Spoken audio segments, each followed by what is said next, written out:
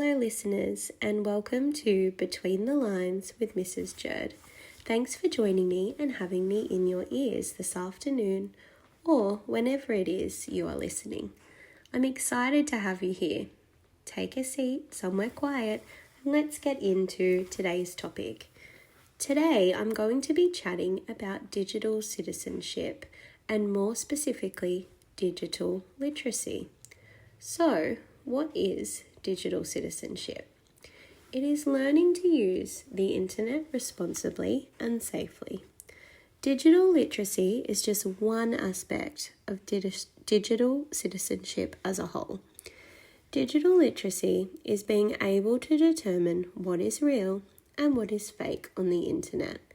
There is so much information on the internet, and it is not all credible, meaning we can't trust everything we see on the internet.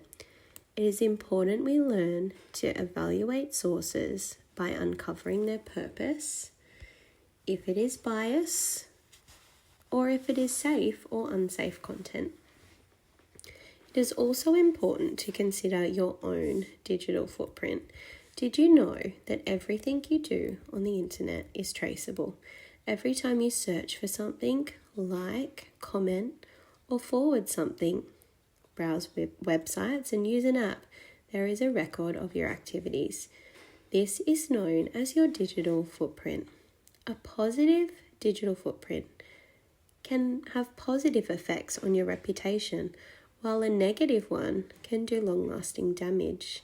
Something you write now could have a big impact on how people perceive you in the future, or even affect or limit future opportunities.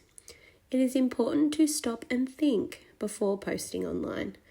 What will people think of me if I post this? Will this upset someone? Would my family be disappointed if they saw this? Have you ever tried Googling yourself? If you haven't, I would like you to try. You may be surprised what information you may find about yourself. When I Googled my own name, I found family pictures of myself and my family posted by a photographer over 10 years ago, links to my current social media pages, posts that I've interacted with, and my results in a 12K fun run I completed back in 2009, which I forgot I did. I was number 1,231 across the line, if you were wondering. Think about the future.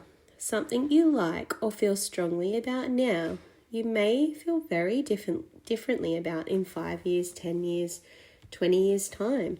I mean, you definitely wouldn't catch me running these days, unless, of course, someone was chasing me. But the moral of the story is things on the internet stick around for a long time, long after you may have forgotten about them. However, other people have access to this information about you with just a simple Google search. Most social media platforms are not recommended for children under 13. If you choose to use them in the future, you can monitor your privacy settings. The eSafety website has great tips and tricks on how to safely use these apps. We all make mistakes when we are young, and we want to avoid our mistakes being recorded and following us through life, or potentially being used against us in the future. This brings me to fake news. Fake news is false or misleading information presented as facts on the internet. It is important to question if a source is credible or if the person posting it has the right credentials to be reporting on a subject.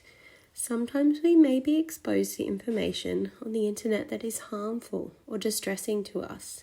It is important to not engage with things that upset you or make you uncomfortable and might be detrimental to you. You can report and/or unfollow content that is not aligned with your values and affects you negatively. If you have been exposed to content that is upsetting or unsafe, it is important to open up the conversation with a trusted adult to help you navigate it. The internet can be an amazing resource, but it's important to know the other side of it as well.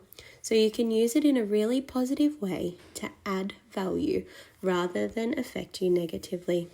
Thanks again for joining me. Remember, the internet doesn't forget, but you have a choice in what it remembers.